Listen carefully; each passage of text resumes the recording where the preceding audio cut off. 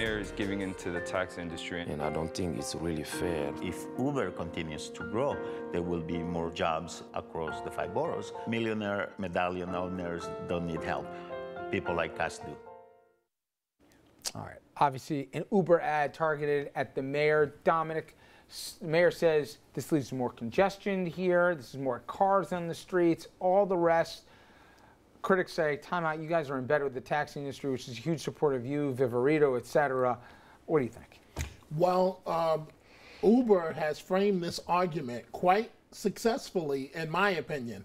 This weekend, for the first time, full disclosure, I've never downloaded the app or called a car, but they framed this argument very, very well. Listen, we provide, meaning their argument, we provide jobs, this is about the economy, and for service for the people.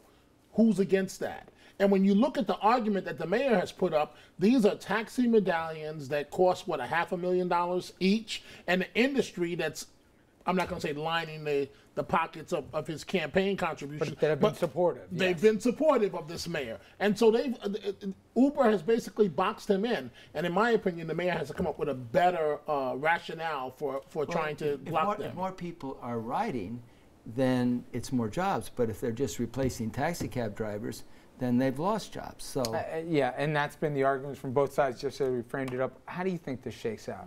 Well, David Plouffe, who is doing this, it is an amazing what they have done, as Dominic said, to frame this argument against the mayor. And we are inundated by commercials and material on this.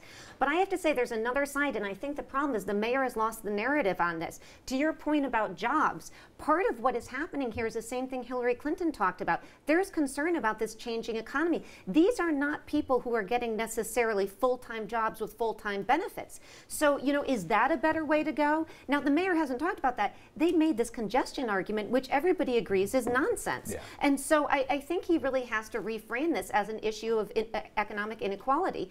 And if he can do that, I think he's a little beyond the point he can do it now, but if he could do that, you might find more support there. But you know, this is something we're going to see played out over and over again in cities across the country where you have these, you know, these commercial ventures who are been there a long time, historic, supporting politicians, and you get these newbies in. They have a new way of doing things, and they're clashing Uber like and this. Airbnb are both supplanting big industries, but they're also potentially supplanting union workers, and I think that's part of the compromise that may come from all this. Maybe allow an increase in the number of participants if you can also increase union roles. Yeah, I got to tell happy. you, for somebody who's a skeptic about it, being like, I'm driving some, how the hell do I know this guy, who he is?